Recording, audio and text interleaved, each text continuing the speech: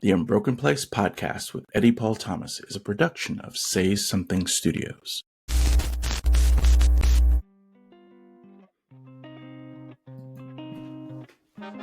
Welcome to The Unbroken Place, where it begins and ends with empathy. I'm your host, Eddie Paul Thomas, life and leadership coach, and today I get to have a deep and very relevant discussion about the power of storytelling. Now, we've had great storytellers on this podcast before, but this time we get to see it from the point of view of the journalist.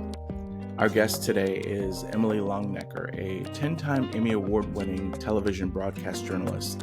And she doesn't just dive into the technical side of things on this episode.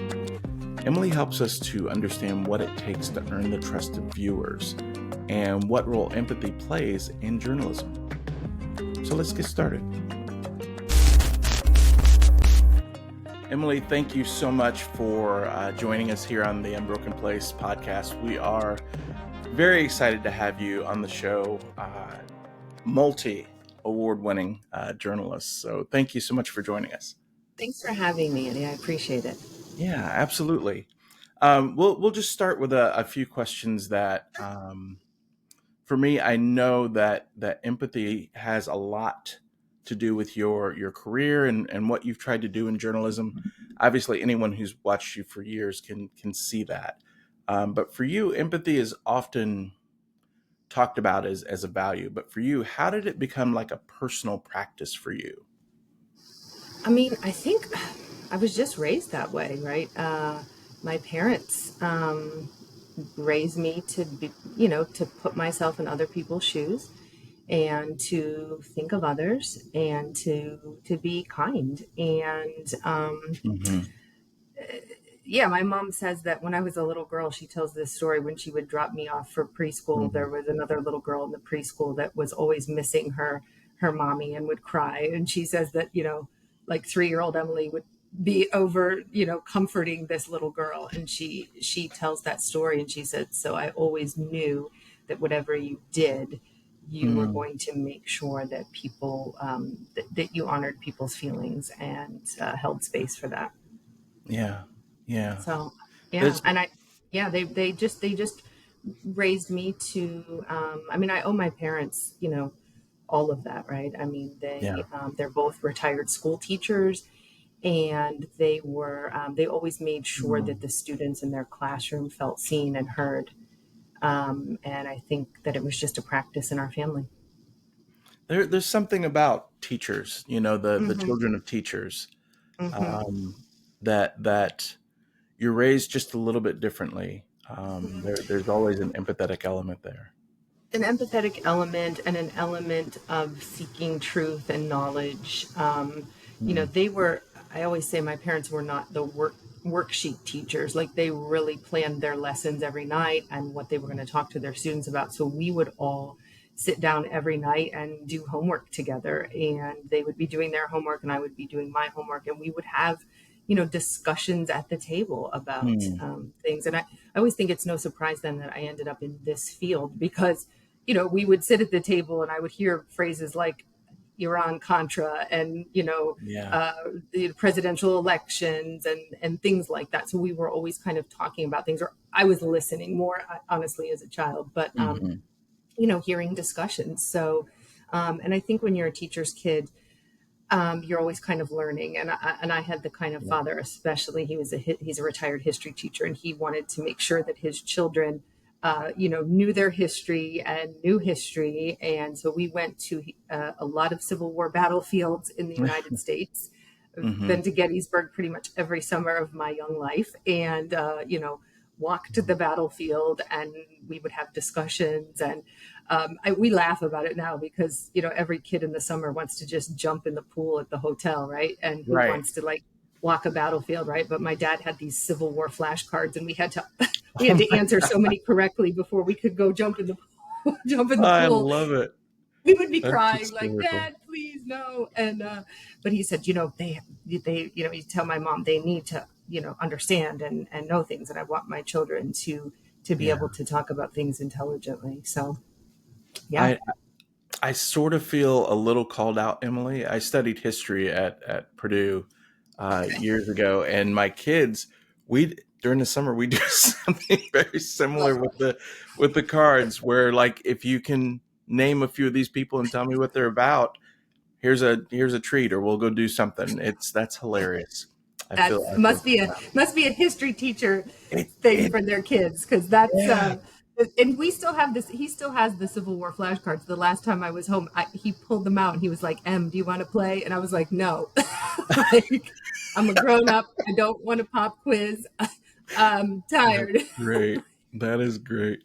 Oh, Well, it sounds like your parents did, just a wonderful job of kind of incorporating empathy and understanding and giving you multiple sides of a story growing up. I'm curious though, is there, in your background, was there like a story that kind of hit you away that kind of changed the way that you listened or even reported growing up?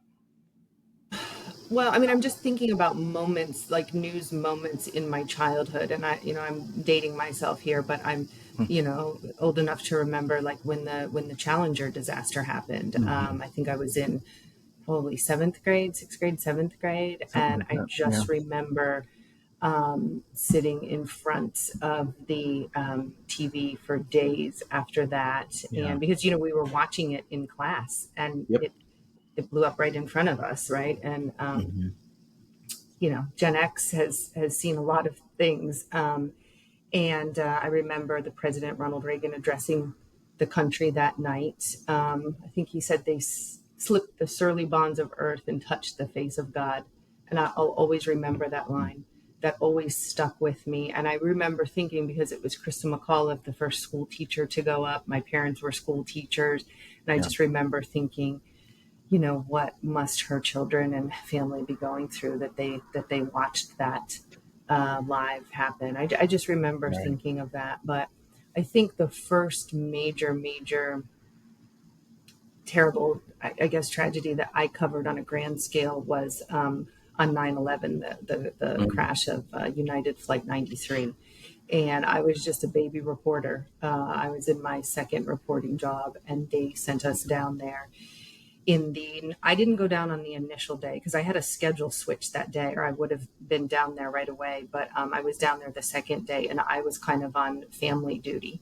If family came in and wanted to speak, I was going to be Mm. in charge of listening to them and answering the questions. It was a pretty controlled environment, though. Like, we were put in one area, and if family wanted to come and speak, they could, come and get up to the microphone. And and if I'm remembering correctly, only one or two family members came and spoke. And I you couldn't just had imagine. this sense like you didn't want to ask them, and you just wanted to let them say whatever that they needed to say, because I mean, the whole country was in this unimaginable space of trauma at that point. But they, personally, and I've read a lot in the years since that. I think I've read every book on, United 93 and the people. And there was some young people on that plane that were my age at the time, Yeah. and so I Yeah. remember thinking about that, just, all the things that I was hoping to do with my life at that point, and all the things that they were hoping and thought that they were going to get a chance to do, and they didn't. Yeah. Yeah. It that hit so many people in so many different ways. Mm, You know, your reporting obviously was a part of the larger ecosystem of reporting on that. And I just remember um, where I was, like the reporting, no matter where you were, it had to impact you in some way. So yeah, yeah. that is a monster story to kind of break in your early years. Yeah. I Um, mean, and it was just, I mean, I was in my house that morning, and you're watching the TV and everything is going on in New York, and you're thinking, okay, it's going to be a busy day because I'm going to go into this newsroom, and we're probably going to be looking for people that might have, that live here locally, but they have family in New York. So that was kind of my headspace. And then you get in there, and then all of a sudden the Pentagon is hit. And I had gone to school in DC mm, at American U for my master's. So I'm thinking about, all of the people that I know in DC, right? So that's going on. And then we hear on the scanner, just like the scanner in the newsroom about, they ordered all the planes down, and we hear on the scanner in the newsroom that there's this plane that's not responding and not, listening to directions to ground, and it's coming over our airspace. And then the next thing we know, we're hearing, on the scanner that there's this plane crash, and all go, and everyone kind of, I remember everyone kind of looked around like, no, this can't be part of it, maybe this plane has just crashed or whatever, and it Yeah. turns out it was. Yeah. So Yeah. the So wild time. how get me in your head space at that time. I mean, you're new in Right. the industry, and this is something that, for me, just receiving the news is one thing, but you, Hmm. like, there's no way you could have had time to process everything that you were seeing and hearing. And then there's the story versus the conjecture and what it could be. And like, walk me through what was going on in your mind during that time.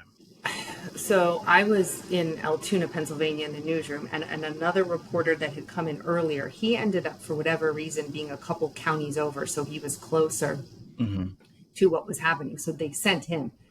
And I remember, I mean, and this might sound crazy, but if you're a reporter and something is evolving, you're chomping at the bit to go yourself, right? Yeah.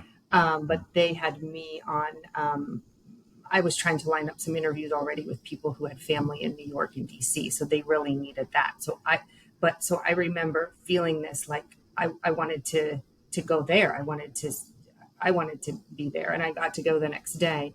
Mm-hmm. It's just this internal thing when something is happening. I think if you're a reporter, it's an instinct. You just want to Mm-hmm. be where the something is going on, so that you can get the Right. information and you can make sure that it's correct and deliver it to the viewer. It's like a sense of duty or something. I can't, Mm-hmm. it's hard to explain. And that's always kind of stayed with me. But I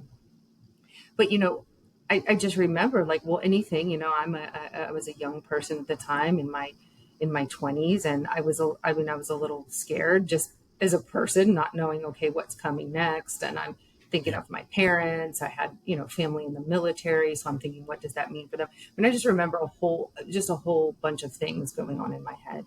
Yeah. And then, the next day, then getting to go there, and basically just being in that area, Shanksville, for a couple of weeks off and on, and long days, and the governor coming out, and at one point the president came, and it was and then we were doing a lot of team coverage at that point. But yeah, I had a lot of emotions. And then my cousin had a baby the next day who was going to be my godchild, so I was thinking about Wow.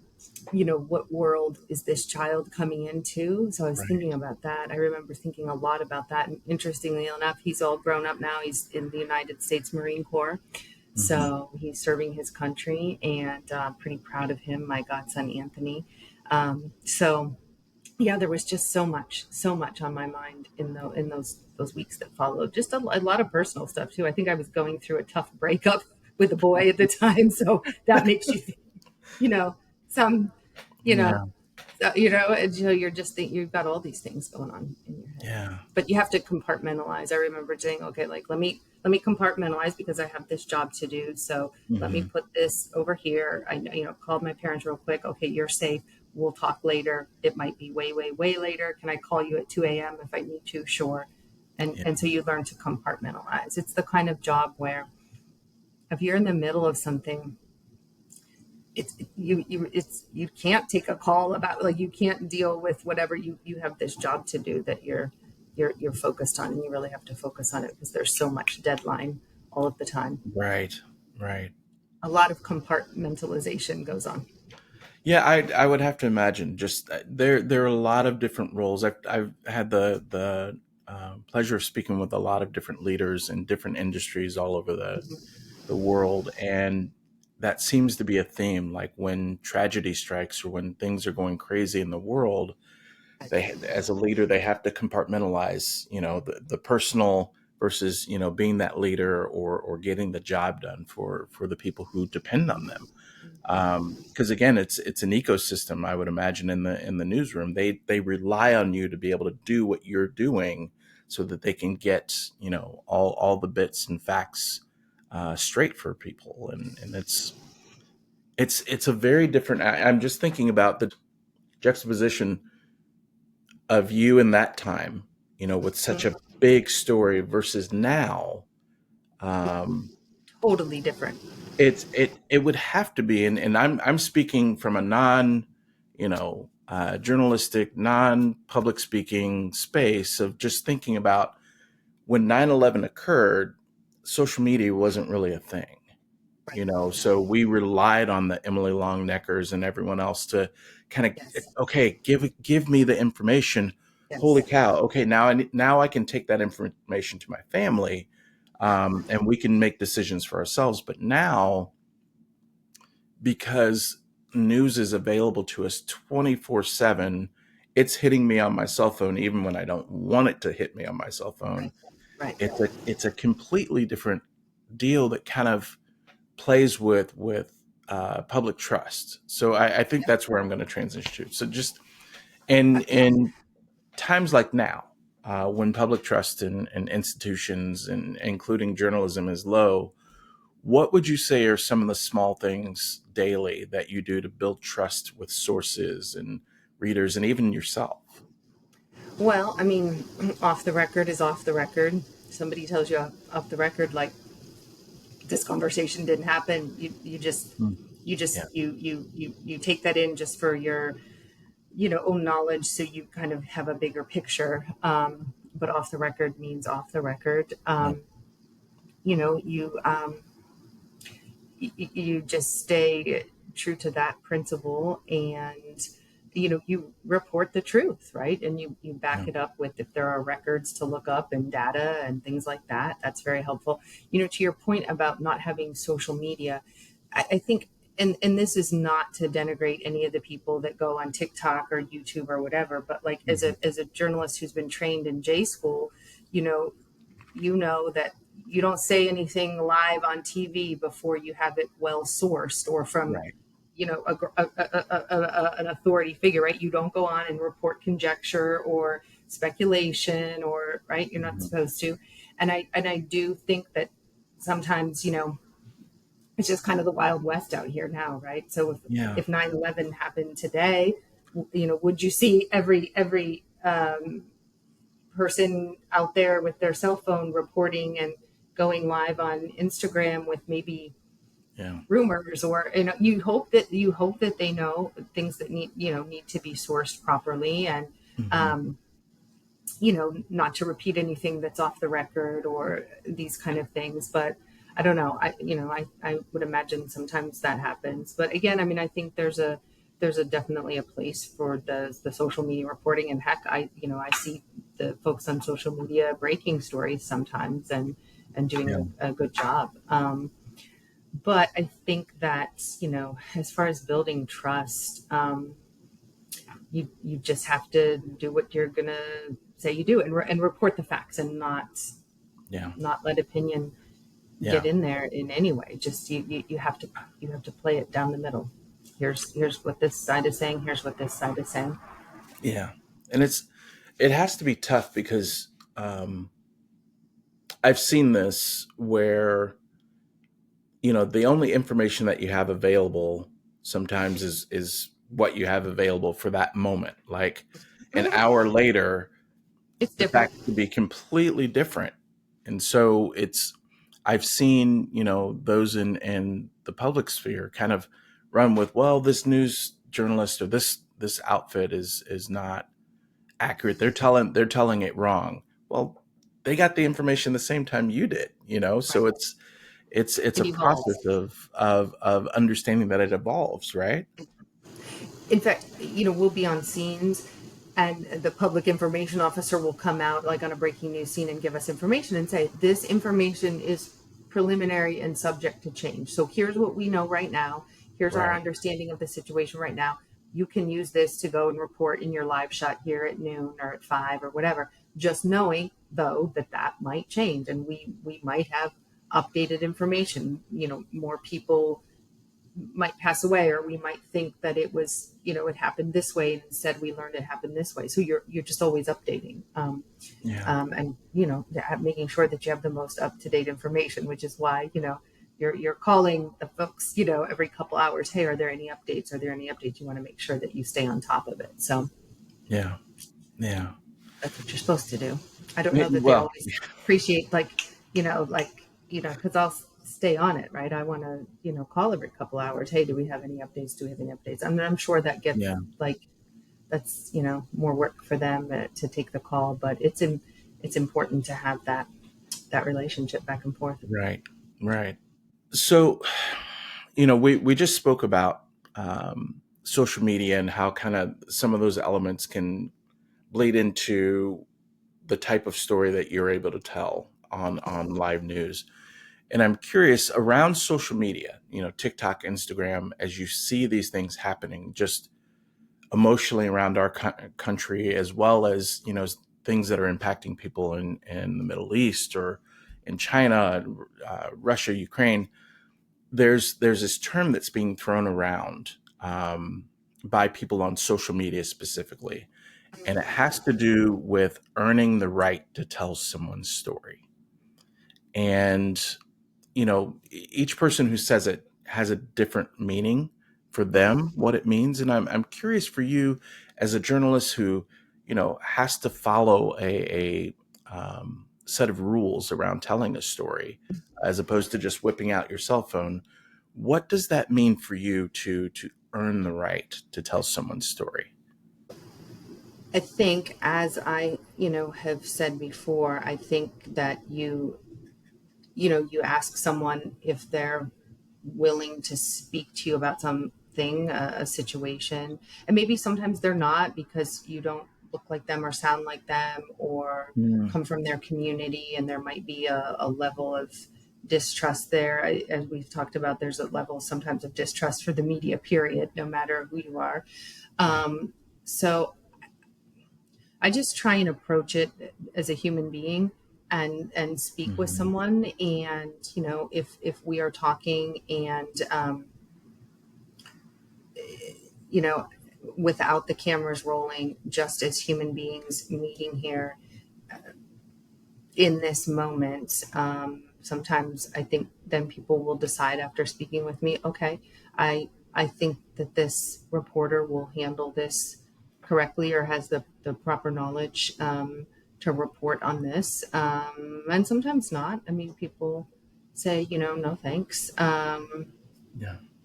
I think that's an interesting phrase, earning the right. And one I want to contemplate more. I think as a reporter, you're coming into a situation and, you want a chance to tell this story, but it is a delicate dance. People don't always want to have their story out there, or they don't want you to tell it, or it's their story. They want to tell it. They want to be the ones to put it out there. It's interesting now that I'm thinking about that. This is several years ago, but I was mugged in downtown Indy, right? And my station came to me and said, listen, we have to tell this story. We're going to put this on tonight on the news because, it happened in broad daylight. You fought back. People helped you. The guy had a record and had just gotten out of prison. Like, it fits all of the elements of a story that we would put on the news. And we have to say that it's you, because if we don't disclose that it's you, then people will say we gave you some kind of special treatment. And I remember saying to them, okay, I get that. And that's fine. Can I put out a statement first on social media from my perspective of what happened? And they said, okay. And so that's what I did. I put out a statement first. And I remember thinking that it was important to put that out. And I thought, I need to speak about this because I show up on people's doorsteps every day, knocking on the door and asking them to speak on something that might be very difficult. So who am I when it involves me not to speak on it and share my experience. So it was kind of a nod to every person who has ever sat in a room with me and discussed something that was really, really difficult. So I thought, like, I better walk my talk in this moment. Yeah. And I feel like I did. And then the station, ran a story. So I think that kind of applies there, earning the right. And in that moment, I felt, Yeah. hey, I want the first chance to say this before you Yeah. do, because it Yeah. happened to me. So, and now I guess in the day of social media, people, um, they might feel like, no, I want to put my story out first. I want to tell this first before some news person who doesn't know me gets a hold of it, or somebody who's, in the news and not from my community tells it through their perspective. Like, I want it to be my perspective first. I get that. Yeah. I get that. Yeah. I I'm listening to you, Emily, and I'm just thinking about, there's one thing about being able to control your own narrative, right? That's Mm-hmm. every person or company or organization, they want to be able to control their own narrative. But the I don't know if presence of mind is the right word, but or phrase, but I'm thinking of the idea of you going through something traumatic Mm-hmm. and then having, I guess, the presence of mind to say, well, I want to make sure that my version of that is out there first.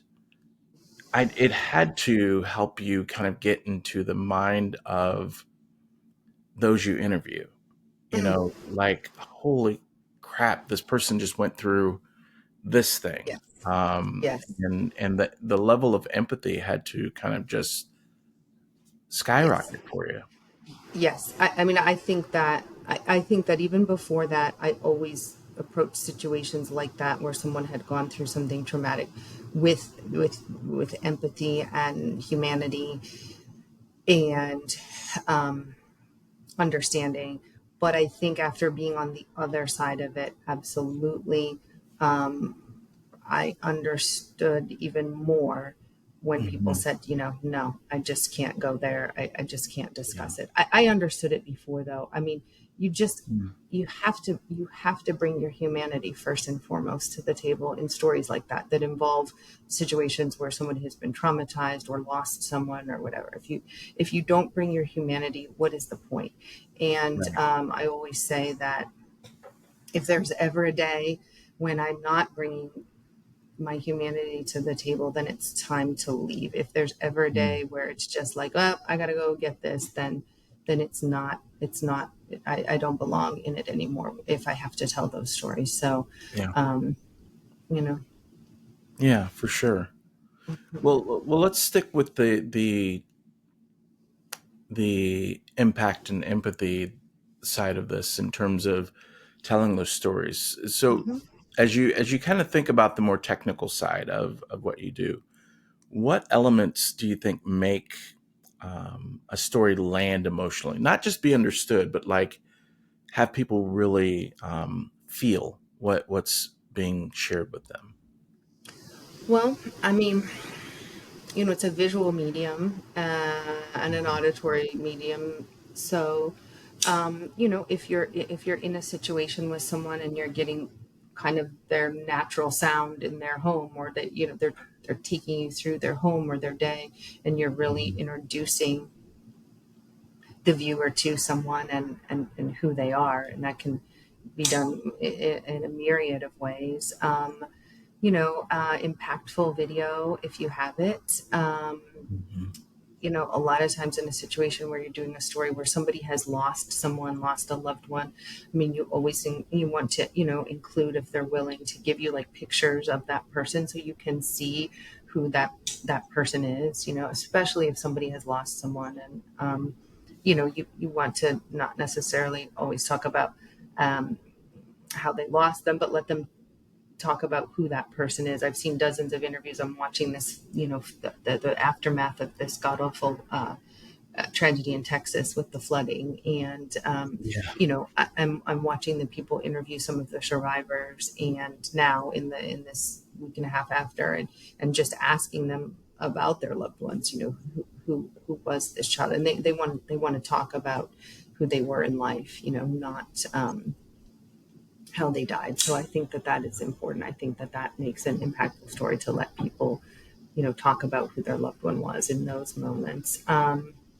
And sometimes you just let if you're doing a story that doesn't involve loss, you just kind of let the camera roll. Like several years ago now, I did a story with a young man who was grew a garden in Indianapolis to help feed his family, and then also feed his neighborhood. He was in an area that a food desert, a lot of food insecurity, and we just kind of put a mic on him and let it roll, and just captured just these amazing moments of this young man interacting with his neighbors in this neighborhood, all kinds of different folks. And he made this wonderful garden to feed people. And it started with the fact that like his family was hungry. They didn't, he went to bed some nights hungry. And he was 10, and he kind of took it upon himself he had gone to a school that had, taught him some gardening concepts, and he decided to make his own garden, and then created a YouTube channel, like teaching other kids how to garden, how they could grow things. That's great. And yeah, it was an amazing, it was a privilege to be able to tell that story and be in that moment. And that was a situation where I was in his neighborhood for a completely other different story about a man, this is terrible, a man exposing himself in the neighborhood, right? So I didn't even want to, right, God awful, right? I didn't even want to go on that story, but I was like, okay, I'll go. And, I went, and while I'm there knocking on some doors and kind of talking to people, this young kid comes up to me and he says, "Hey lady, do you have a business card?" And I was like, what for, little man? And he was like, "Well, I want to tell you about these essential oils that I have, and I make them. They're all pesticide free, and I have this garden where I make these herbs and make these essential oils. But I also have a garden to feed my family, and I just started a garden down the street to feed the neighborhood." And I was like, "How old are you?" And he said, 10. And I just remember like the hair on my arm stood up when I met this kid, because I thought, like, I'm in the presence of like greatness here. Like I'm in the presence of an old soul, and this is like a young kid, wise beyond his years, and probably because he's seen a lot. And so I so where's your mom? Where's your dad? He said, "My mom's across the street." So I went over across the street, and his mom was there, sitting on the porch. And I was like, "Hey, my name is Emily. This is your son?" And she's like, "Yeah." And I said, "He's telling me about this garden." And she said, "Yeah." And I said, "I just think that there's a story here to tell. Like, could I come back at some point and tell it? Like, I don't, not today, because we've got to go." And she said, "Okay." And I said, "Okay, well," and I handed him my card, and I said, "Listen, here's my number. I'm going to come back, not tomorrow, not Sunday. Like but I'm going to be back. I'll be back." And we did. We went back, probably about a month later. I went back to the newsroom, and I wouldn't shut up about it. I was like, "Listen, we got to tell this story. So we have to tell this story. You have to let me tell this kid's story." And we did. And it was, I mean, I think it really, I think it, had a pretty large impact at the time. I think an impact just on his family. Like Disney ended up picking up the story. And they were doing a thing at the time, Marvel superheroes, and they had gone out and found like 20 kids across the country that were doing amazing. I remember that series. Remember this? Yeah. He was there. He was in that series. So I think there was some impact just locally for that family. And then there were, other people that saw the story and wanted to come help in the garden, and people were like calling and, saying, "Hey, can I come help in your garden?" And just, I don't know, it was just a time of like really, just goodwill and good things happening around helping people eat and have enough food to eat. The Unbroken Place podcast will be back in just a moment. What if the clarity you've been searching for isn't out there, but already within you? I'm Eddie Paul Thomas, life and leadership coach. I work with purpose-driven people who are ready to lead boldly, live intentionally, and grow from the inside out. Whether you're at a crossroads or leveling up, coaching can help you move with confidence, wisdom, and impact. This is your time. Visit eddiepaulthomas.com to get started. Imagine a place where the untold stories of Black missionaries are amplified, honored, and celebrated. A place that bridges the legacy of the people of the way with the powerful missions work of today's African diaspora. Welcome to the Black Missions Museum, a digital project dedicated to preserving the voices, culture, and legacy of Black missionaries across the globe. But we need your help to bring this vision to life. Your support makes a difference. Join us in this mission by donating today. Just click the link in the show notes to give and be a part of history. Together, we can inspire future generations and keep the legacy alive.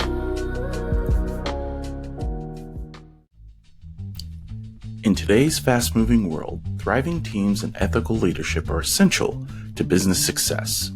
So how do entrepreneurs build spaces where people flourish while scaling up? At Elevate One Consulting, Dr. Erica Garcia-Thomas and Eddie Paul Thomas are helping organizations grow with purpose. Blending evidence-based strategies, interactive training, and dynamic speaking, they equip leaders to boost engagement, transform culture, and drive results. From executive advising to brand revitalization, Elevate One delivers solutions that help your business do more than survive. It thrives. Visit elevateoneconsulting.com to get started. Elevate One Consulting. Innovate, grow, elevate.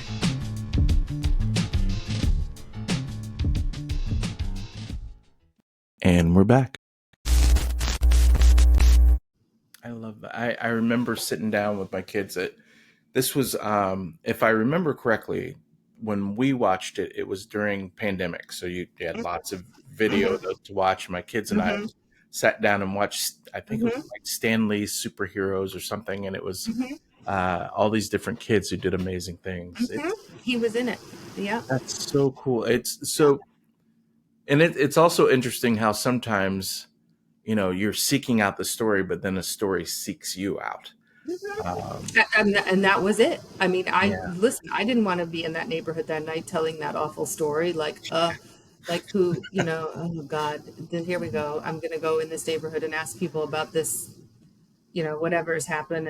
It's not a great subject. But okay, this is the producer saying you got to go. All right, let's go. Yeah. And in that moment, the story finds you. And I think you have to always stay open to that. Like you think you're going to a scene for one thing and you're going to tell that first story, but sometimes other things pop up and you write them down and you go, I'll be back. Little ideas are coming to you all the time. You just have to stay open to it and, stay curious and willing to see those other moments, have those other moments find you. That's wonderful. I love when that happens. I mean, I love it. Yeah. I always, and I still get excited and I still feel that thing in my gut. And I'm like, and I can't wait to get back there and tell the story. The wheels are already turning. I'm writing down some things ahead of time, kind of trying to sketch it out. And then I put it in they make fun of me because I am all about paper and file folders and whatever, because I don't always, the phone, can go awry. So I have my little set of file folders with stories to do and try and get to them when we can. I love that. That. Yeah. So there's some similarities. We're in very different roles with what we do with our careers. But like for me, when I coach people, I'm always very interested in the person's story. How they got to where they are and helping them figure out the next chapter of that story is really kind of what I do as a coach. With organizations, when I consult, it's very similar, where I kind of try to do a really good job of listening to an individual and understanding their pain points and what are those obstacles that they're running into, and how we can find a way over or through or under or whatever to help them go to their next level. And I listen to you as a journalist, as you either seek out the story or the story seeks you out. The one thing that I'm curious to see if we do this similarly is um, deciding when to include your own voice or emotions in a piece, and when to step back and let the subject really kind of speak for itself. Like how does that balance work for you? Well, I mean, I came up at a time in J school when they taught you you're not part of the story. Like the story is never about you. Mm, It's always about what you're covering. So you don't include yourself in it in any way. You don't include your opinion. You don't include, anything about you. It's not about you. It's about whatever this situation is, whatever this person is. So um, I just kind of been trained not to interject myself in any way. Although I think, in your writing, in your question asking, you do bring your own perspective and your own lived okay. experience into something, like for example, I, have never lived a life where I went to bed hungry, right? That was never my experience as a child. Hmm. And so then here I was covering a young man who had, and and so it was important to just let him speak on it, and I don't make any assumptions about why this situation is what it is. I just let him, tell the story. But I do think when you're writing, you're probably bringing some of yourself to the table in stories like that. How could you not? But I was just trained that you never. It's not about you. Um, it's just not about you, and so that's why that's kind of I think the difference sometimes with the social media stuff and whatever. Because my concern today for young journalists coming in is I hope that they want to do journalism and not be influencers. Like influencing is its own thing That's and its different. own. Yeah, And look, that's I fair. got more power to the kids doing that, or the people doing that. I mean, not just young people. I mean, there's a lot of money to be made there. There's a lot of things going on in that space, and I think it's own thing. I think that's Hmm. different from this, or it's Yeah, supposed to be. yeah. And so uh, yeah, it's just it should be very distinct. So if you're doing it, I don't know, the way you're trained, in J school, it's not about you. The story is never Yeah. about you. I I can certainly see that. And I'm going to push back a little bit. Okay. Um, only in that people trust you, Emily. And Oh, I hope. there's a part where they trust you because you are you. And when you think about and I'm going to show my age now. Um, there was a time in which the most trusted person on the planet was Walter Cronkite. Listen, yes, You know, like yes, that is the gold standard. That is the gold standard of when right.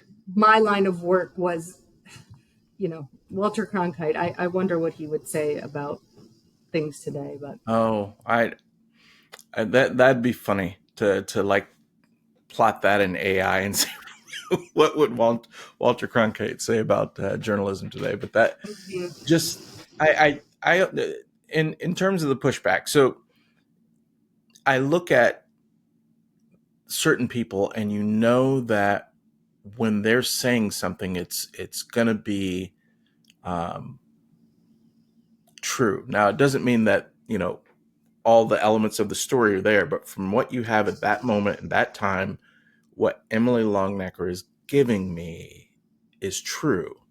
And she does it in such a way that it's award winning. And anybody who's watching on YouTube right now, take a look behind her shoulders. This is a multi award winning journalist, and there's a reason for that.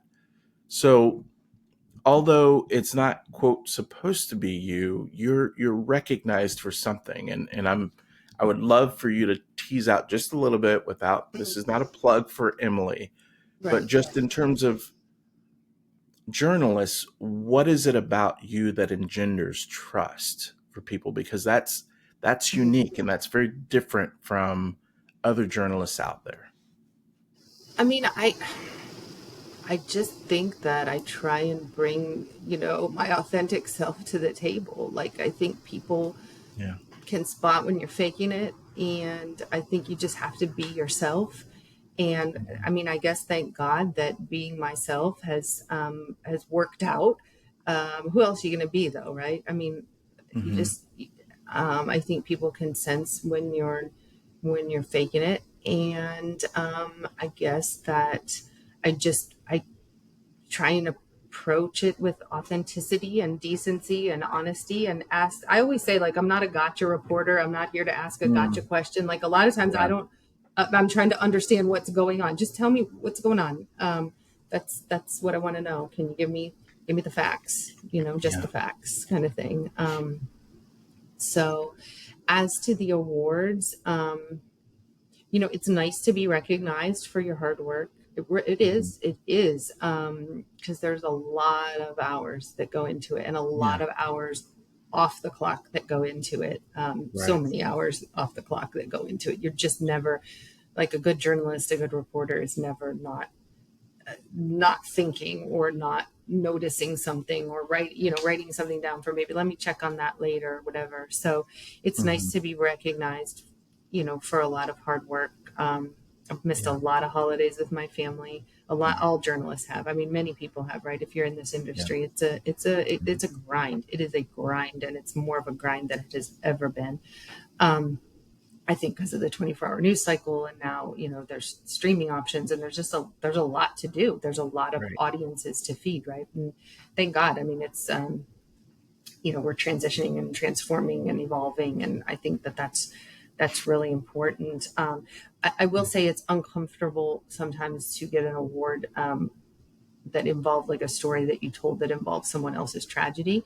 Yeah. So I always I and so I always have a little bit of a, like, when I've won those, I just, it's hard. You don't want to shout it from the rooftop because, like, you got this award Yeah. because, like, it was a story about someone else's loss. And Yeah. so, or someone else's trauma. So you know, um, like I won a group of us won 2 Emmys for the coverage of the Delphi murder trials, which involved the murder of these two young girls in Delphi, Indiana, Hmm. Libby German and Abigail Williams.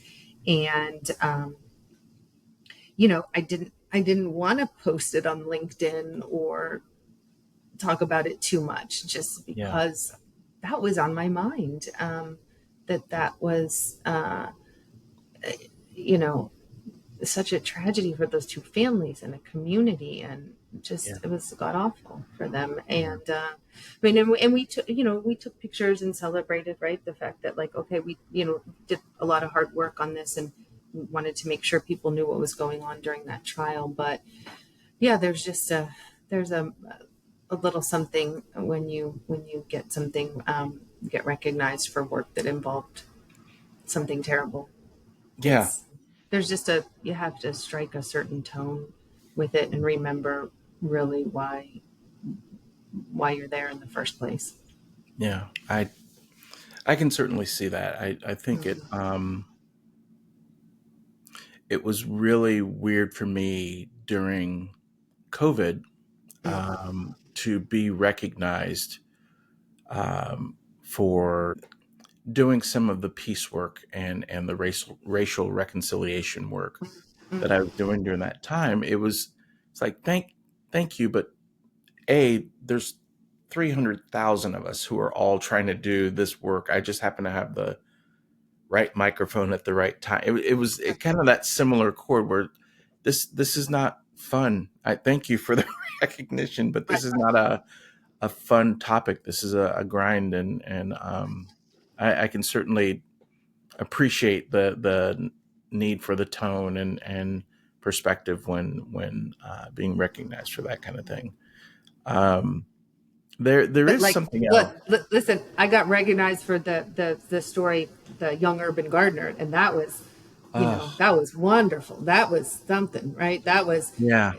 I was, and I got to take him actually to the ceremony. Again, I hear some similarities in um, the way in which you and I operate in our different spaces, and storytelling and helping others kind of find their stories sometimes. Mhm, mhm, And I wonder, I know for me, when I'm working with an individual or an organization, there is sometimes a power in Eddie Thomas shutting up and just letting them process verbally. mhm. And so I'm curious for you as a journalist, what role does silence play? Or maybe what's left unsaid play in journalism? A lot. I mean, they always teach you, like, sometimes when you're interviewing someone and you ask a question, sometimes people don't answer it right away, and just let the silence sit there and Mm, see, kind of what evolves. And you have to shut up and just listen, just be quiet and get out of the way, is how I try and do it. Sometimes that's hard though, because my wheels are turning and my mouth is mm, like one step ahead. So I have to sometimes, like, okay, wait, just hold off, just be quiet and like let them, because I want to interact and whatever, yeah, but you have to just be quiet, just shut up and let them say, what they're going to say. yeah, So, but yeah, silence is very powerful. Silence is very powerful. And it depends on who you're interviewing, but like if you're interviewing someone, that's, in a position of power.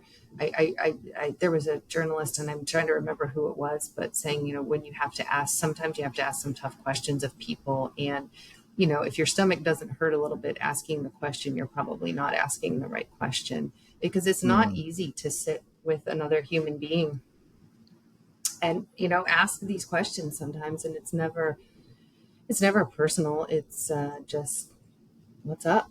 You know, yeah, how did this yeah. happen? Or what were you thinking? Or, you know, could this policy impact people in some way negatively? And, Hmm. you know, so. Yeah. And it's also very different when you're asking an individual versus like a corporation, like For someone sure. who's just a representative, where For you can sure. kind of rapid fire things out. But yeah, because there are repercussions, for the way sometimes a story um, not isn't is necessarily told, but like the choice of words used to convey Mhm, something and how people hear them versus what was intended. So it can mhm, certainly be challenging.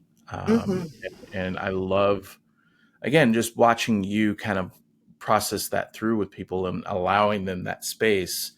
When sometimes, like me, when I, when I'm forcing myself to be quiet with those clients, like, oh, but if you just no, wait, Eddie, be a good listener, right. practice that active listening, and Right. sometimes they just come to the natural conclusion. Mhm. Um, if you were to, I'm gonna ask you to think of journalists as superheroes for a second, just for a second. In your opinion, what would be the most courageous thing that a journalist can do today?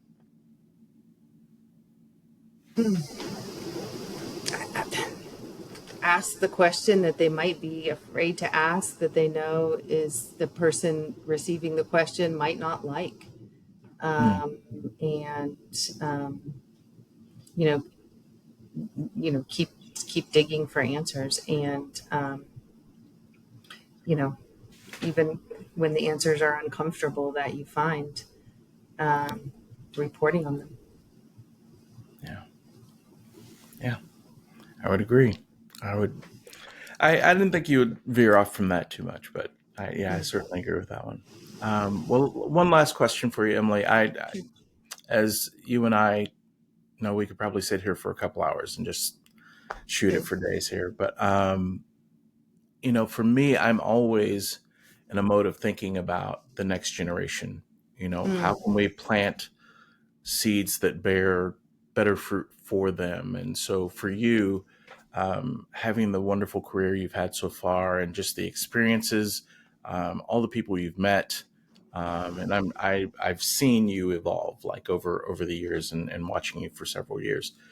If you were able to just kind of sit down with a room full of young, idealistic future storytellers, what is the like one piece of guidance you would want them to hold on to?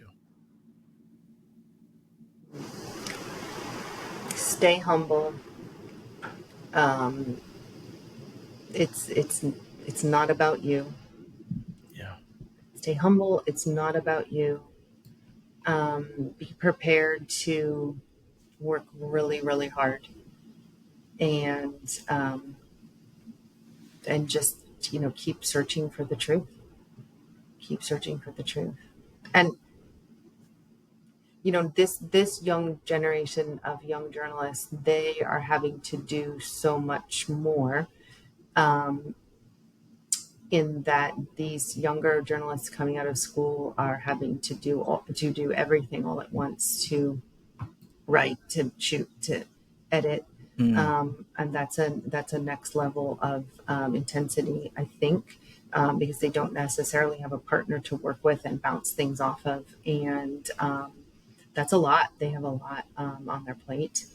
yeah. And, you know, and that is, when you're having to focus on several different things at once, you know, they have, you have to make sure that the writing is there, and the question asking is there too.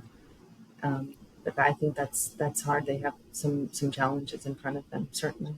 I mean, they're being trained well, though. I work with some younger journalists who are just amazing at what they Yeah. do. I'm constantly impressed by the work that they're doing. Yeah. So these schools are teaching them well, and I'm happy to see that. I'm really happy to see that, because we need people that are still courageous about it and still want to do it. It's not the easiest field, right? So I don't know. I mean, going into it, I think about my early years. I made $14,000 in my first job before taxes, Mm, and I had a master's degree. And like, wow. it's amazing. Like, they want you with the pedigree. They want you well educated. They want you to come to the table, well versed in it. But back then, anyway, they didn't always want to pay you, and so and you got to pay your bills, right? You got to survive. Right. I knew a lot of people back then that had second jobs Hmm. just to pay the bills. And my first year, I tell this story. I'm like, I got my heat turned off, my electricity turned off, just because I couldn't pay my bills, not because I didn't have any credit card debt. I didn't have anything. I Right. just didn't make enough money. I didn't make enough money to pay all of my bills all at once. And my dad was a hunter at the time. I grew up in rural Pennsylvania, and he shot a deer that year. He got a deer during hunting season. He had it butchered and brought up to me. I was in Elmira, New York, and I lived off of deer meat the first winter, so that I didn't have to Wow. go to the store. So I would go and buy like rice-a-roni and some apples and whatever, but I didn't have to like spend money on meat, on chicken or beef, because I could eat venison the whole year, just to survive. So, and I think about that. Like, I think about the level of Wow. commitment that took. And I had friends that had gone into pharmacy school and had gone into all these other professions that were like taking great vacations and making great money. And I was not, but I believed in the mission of what I was doing. I thought that it was that important. Like, I was okay with these sacrifices, because I thought, no, no, no, this is, I believe in what I'm doing, and I think that's something that money can't buy.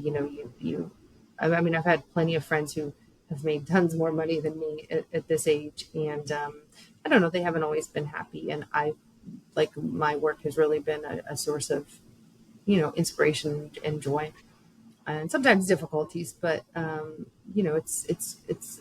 believe in the purpose of it. So Wow. that's a long answer. So all that to say, young That's young perfect. journalists, if you're coming out and and it's hard in the beginning. It usually is. So stick with it. Stick with it. Yeah. Yeah. There is if you find fire in what you're doing, if your purpose is out in front of what you're doing, Yep. you'll find a way, Yep. it doesn't matter what the industry is. First time I've heard this in journalism, not about the money. I've heard some interesting, especially in radio, but, yeah, the purpose deal is a big driver for people. And for you, obviously it's paid off well. So thank you so much for what you do. Thank you so much for being a part of this show. And, if people wanted to kind of follow your work out there, where can they find you?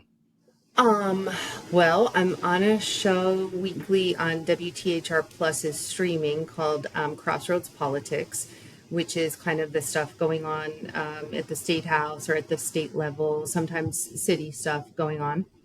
So I'm on Crossroads Politics every week.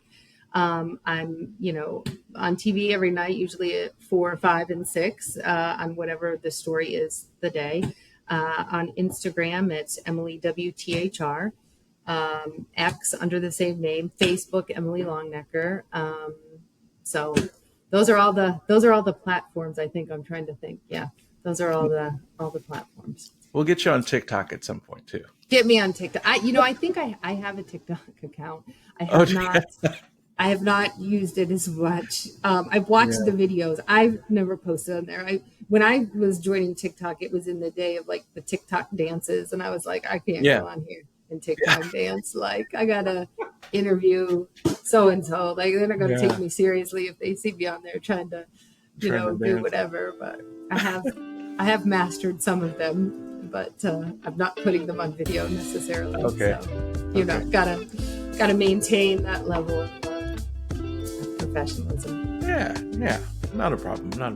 Well, hey, thank you again. This has been wonderful, and I look forward to seeing your work continue.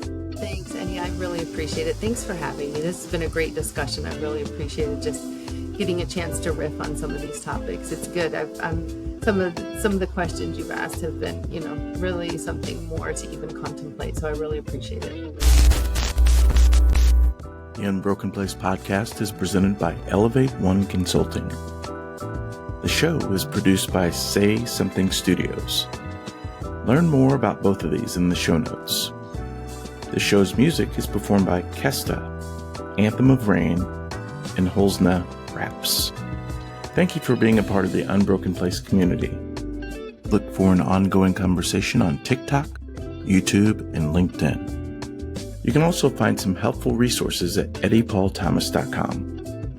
And make sure to sign up for our newsletter called OK on Second Thought on LinkedIn. Until next time, one love.